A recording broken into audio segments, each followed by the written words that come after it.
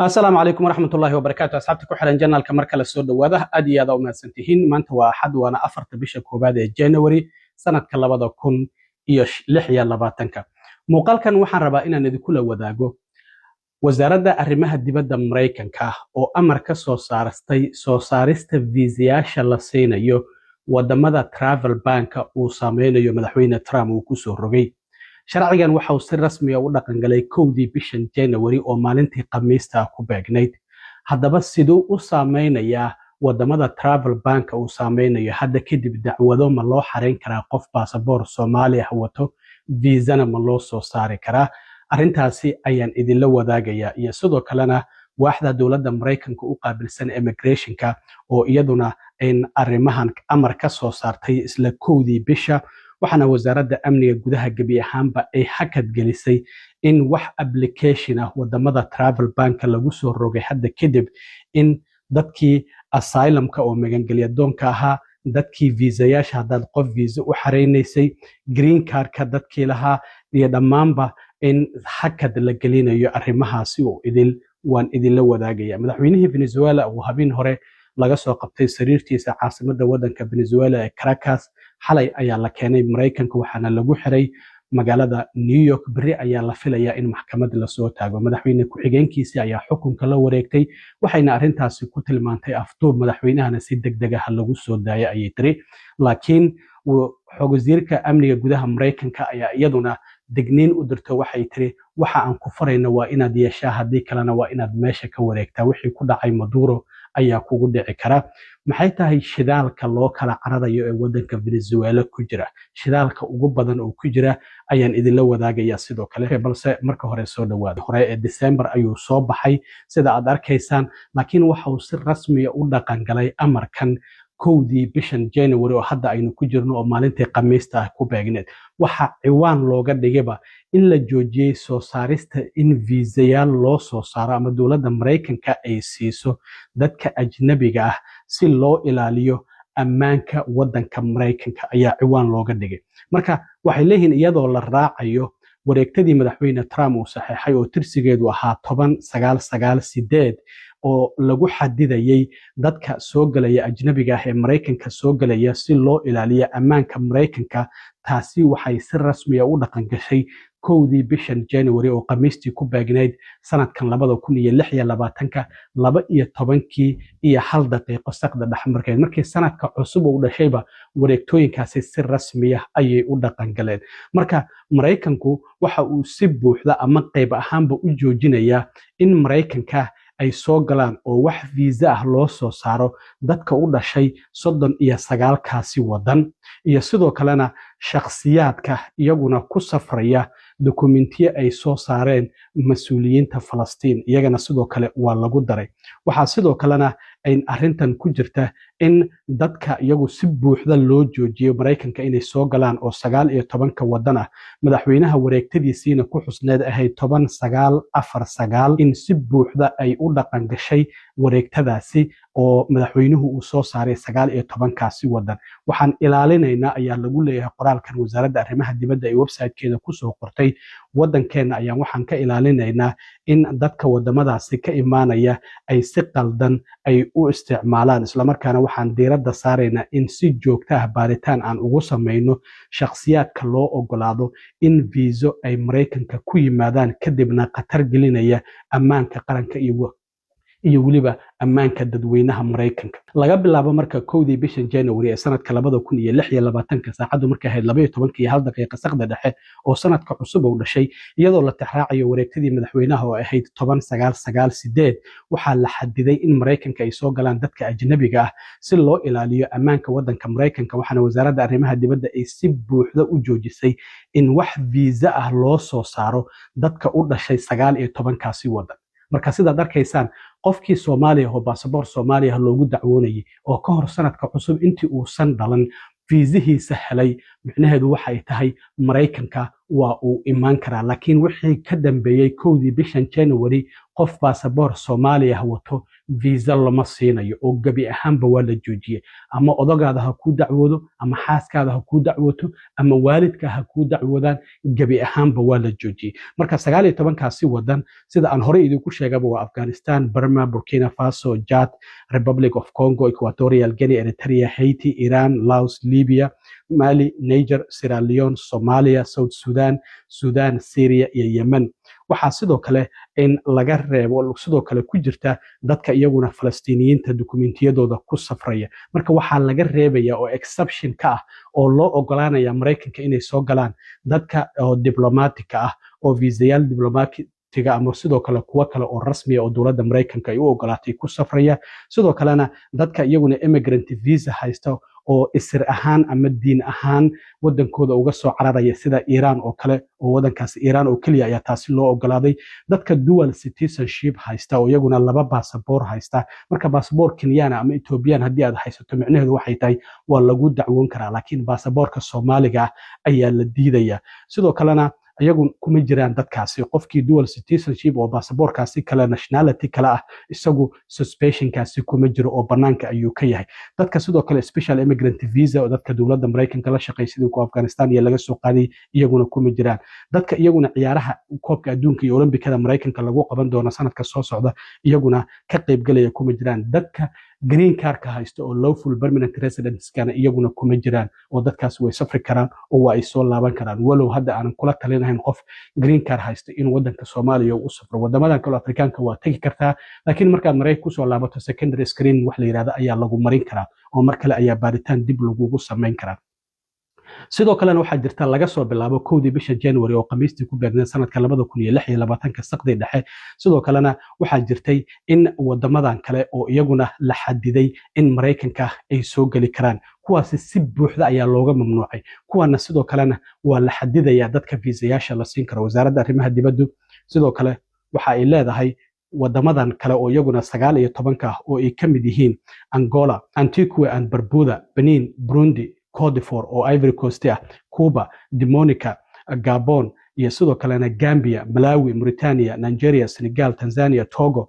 iyo sidoo kalena Tonga, Venezuela, Zambia iyo waliba Zimbabwe iyagana waxaa laga mamnuucaya dadka non immigrant-ga B1 iyo B2 oo viisayaasha booqashada ah iyo sidoo kale viisayaasha F iyo M iyo J oo studentska dadku wadamadu ay isweydaarsadaan ardayda wadamadaasi kala aadaya iyo sidoo kalena visitor visa-haasi in gabi ahaanba laga mamnuucayo marka iyagana laga reebo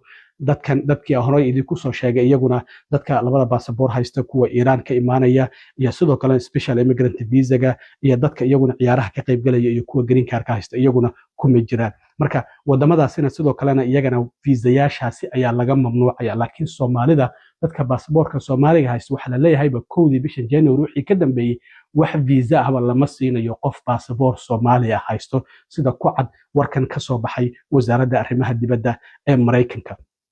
sidoo kale waxaa ku jirta in Turkmenistan ayaa iyaguna ku jira oo iyaguna immigrant visa laga mamnuucay marka waxaa jirta sidoo kale wareegtada madaxweynaha waxaa ku qornayd in nuucyadan kala duwan ee viisayaasha iyaguna sidoo kale dadka haysta laga mamnuucayo in Mareykanka aysan soo gali karin wareegtadan waxaa ku jira sidoo kale immediate family immigrant visa waa dadkaadii adiga ku dhawaa oo qoyskaada aad u dacwoonaysid sidoo kale waa ay ku jiraan IR ayaa kamid ah CR1 ayaa kamida IR2 ayaa kamida CR2 ayaa kamida IR5 ayaa kamida oo adoption visas ka la yiraahdo ilmahan aniga ayaa soo korsaday hadii aad leedahay IR3 ayaa kamida IR4 ayaa kamida IH3 ayaa kamida IH4 ayaa kamida iyo sidoo kalena Afghan special immigrant visa dadka iyaguna ku imaanaya saddex wasaaradood ayaa waxay iska kaashanayaan dadka viisayaasha loo ogolaan karo wasaaradda arrimaha dibadda wasaaradda cadaaladda iyo wasaaradda amniga gudaha saddexdaasi wasaaradood waxa ay leeyihiin shakhsiyaadka iyagu danta ay Mareykanka ugu jirto case by case ayaa loo fiirinaya macnaha qofkii dowladda Mareykanku ay u aragto in dan ay iyada ugu jirto oo ay ka faa'iideysan karto viisaha waa loo ogolaanaya ayaa la leeyahay marka saddexdaasi wasaaradood ayaa arrintaasi iska kaashanaya waxay leeyihiin wareegtadan madaxweynaha oo tirsigeedu yahay 10998 waxa ay qabanaysaa dadka ajnabiga ah oo iyagu hadda ku sugan banaanka wadanka Mareykanka oo aan joogin laga soo bilaabo taariikhdaasi kuwaasi oo aan haysan visa sax ah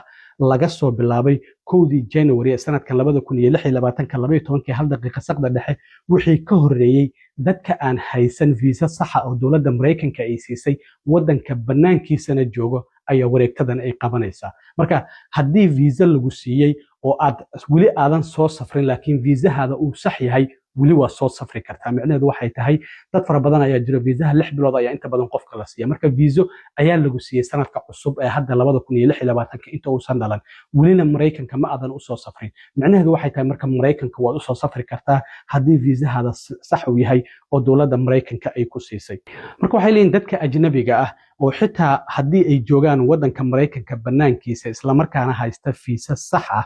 ayna wareegtadan madaxweynuhu ma qabanayso. Waxay leeyihiin visa la soo saaray ka hor 1 bishan January taariikhdu markay ahayd sanadka cusub 12 iyo hal daqiiqo viisahooda ma lagala laabanayo iyadoo wareegtadan la tixraacayo. Sidaan idin sheegay marka haddii viisahada horey lagu siiyey Mareykanka waad imaan kartaa welina aadan u soo safrin oo ka hor bisha January lagu siiyey. sidoo kale waxay leeyihiin dadka viisayaasha codsaday oo iyagu wareegtadan aysan qabanaynin dadka wadamadaasi aanan ka imaanin waaye iyagu weli visa applicationskooda waa ay soo dirsan karaan isla markaana interview waa ay ballansan karaan. Laakiin waxaa laga yaabaa in loo diido in viiso loo soo saaro ama loo ogolaado inay Mareykanka imaadaan. Marka waxay leeyihiin weli dadka wadamadaas 39 aan ka midka ahayn viisa waa ay soo dalban karaan interviewna sidoo kale waa ay ballansan karaan. Laakiin waxaa laga yaabaa inaan viisahana la siinin isla markaana aan loo ogolaanin in ay Mareykanka imaadaan. Marka sidaas ayaa sidoo kale wasaaradda arrimaha dibadda website-keeda qoraalka ku qoran uu yahay. Waxaa jirta sidoo kale wasaaradda amniga gudaha in ay tiri ilaa iyo 20 wadan iyaguna sidoo kale oo wareegtadaasi ay saameynayso laga bilaabo 1 bishan January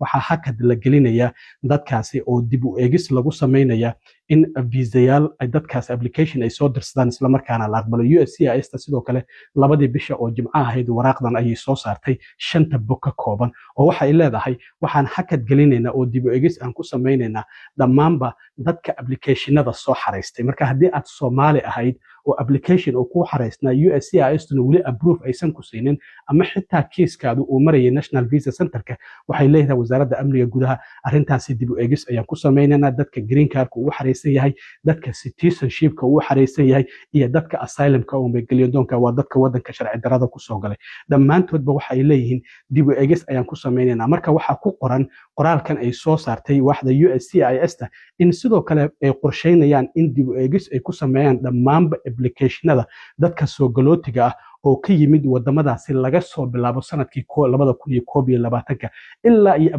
xitaa haddii kiiskaada weli uu bandin yahay isla markaana aan weli fiisa la siinin dadka aad u dacwoonaysay oo xitaa 2021 aad xareysay arrintaasi dib u eegis ayaa lagu sameyn doonaa. dadkaasi markii hore travel bank 19 wadan lagu bilaabay haddana 39 wadan la kaarsiiyey. ugu dambeyntii madaxweynihii Venezuela oo habeen hore laga soo qabtay caasimadda wadanka Venezuela ee Caracas xalay ayaa la keenay Mareykanka waxaana lagu xiray xabsiga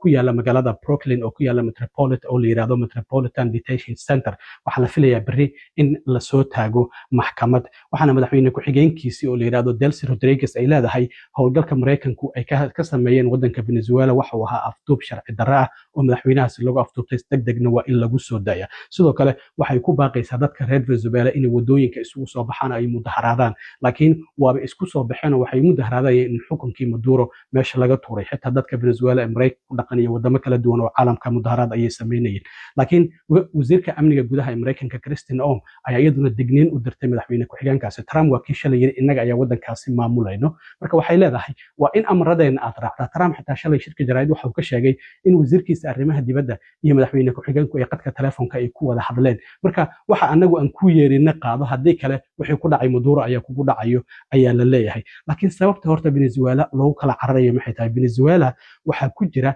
shidaalka ugu badan ee ciriinka oo kayd ah waxaana ku jira ilaa iyo 3.3 bilyan oo fuusto oo shidaal ciriina. Sacuudi Carabiya ayay ka badan tahay, Iiraan ayay ka badan tahay, Canada ayay ka badan tahay, Ciraaq ayay ka badan tahay. Trumpna waa kii shalay yiri shirkadaha Mareykanka ee shidaalku waa inay tagaan Venezuela oo dib u dayactir ay ku sameeyaan goobaha shidaalka oo iyagu muddooyin aan dayactir lagu sameyn. Marka sababta loo kala cararayo oo loogu kala cararayo wadanka Venezuela waa shidaalkaasi darteed. Venezuela waxaa hadda ay soo saartaa waxa la leeyahay 1 milyan oo fuusto maalintii. Sacuudi Carabiya ayaa iyagu waxay soo saaraan 11 milyan halka Mareykanku 22 milyan ay soo saaraan. Marka shidaal fara badan waa uu ka buuxaa, laakiin waxaan jirin qaabkii loo soo saari lahaa maadaama wadankaasi cunaqabatayn min muddo ah ay saaran. Marka waa sababtaasi shidaalkaasi faraha badan oo 3.3 bilyan oo fuusto oo shidaal ciriina oo ceelashaasi dhex fadhiyo oo Mareykanku uu doonaya inuu ka faa'iideysto isla markaana uu soo saarto. Wasiirka cadaaladda Pam Bondi waxay tiri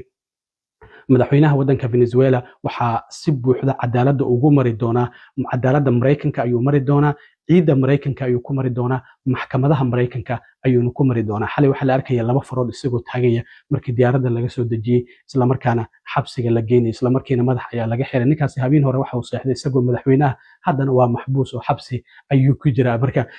waxaa la yiri adduunyadu waa harka labadiisa gelin. aad iyo aad u mahadsantiin asxaabta. intaan mar kale kulmi doono waa saaxiibkiin Cilmi Waro idin la sida iyo nabadgelyo.